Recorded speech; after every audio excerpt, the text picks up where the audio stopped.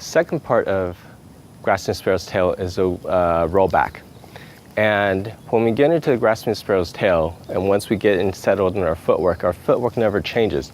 We always stay in the same position. So we're just shifting back and forth, okay? So when we go through the rollback, feet again, heels, shoulder width apart. My weight's in the front, I'm in our right ward-off position, okay? So what we're gonna do is we're gonna shift our weight to the back first, okay? So we're gonna shift our weight to the left leg.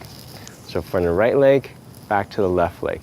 At this point, my arms hasn't moved, okay? So the lower extremity of the body work is still the same. Again, go back to watching the video with the bear turn. We always go shift, turn, shift, turn, shift, turn. So when we shift, we don't turn, and when we turn, we don't shift. So as we shift back, I'm not turning, and then what I'm gonna do is turn my body over, okay? And then shift back up again and turn, okay? So this is the, if we keep one foot in front, one foot in the back, that's how we do a shift and turn.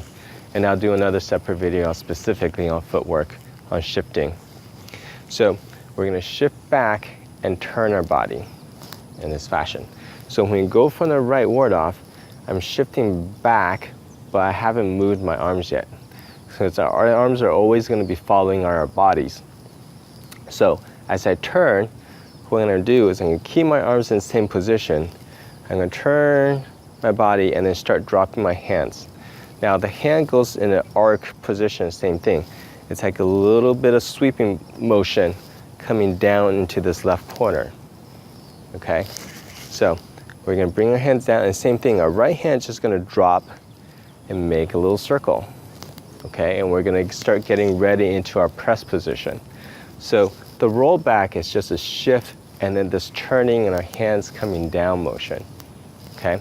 So one of the key aspects to really watch out for is the line of the hands. That's gonna be very important in how you apply the form and how you apply actually the rollback positions, rollback move.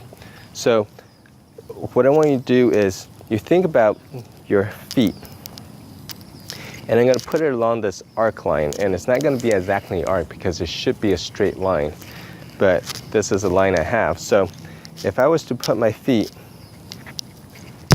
just slightly off that line, okay? So my hands are in front.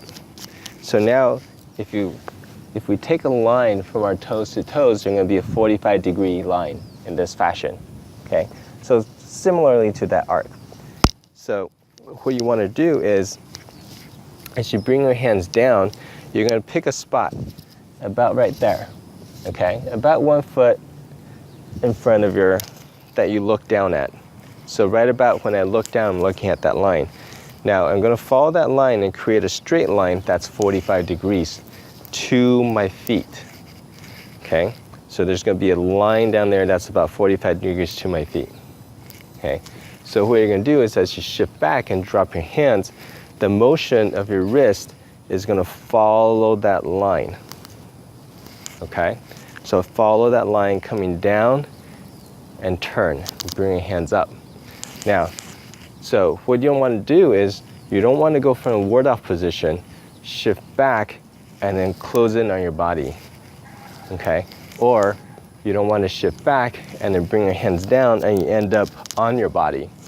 Or you don't wanna come out away from your body. So you wanna stay on that line. That will ensure that you have this nice kind of circular motion and carry that force through with a sweeping motion, with the right hand coming down, left hand coming down, both making another circle up, getting ready for the press position. Okay, so that's rollback. Very simple. The key is, again, let me stress, follow that line. Shift and turn. When you shift, you don't turn. When you turn, you don't shift.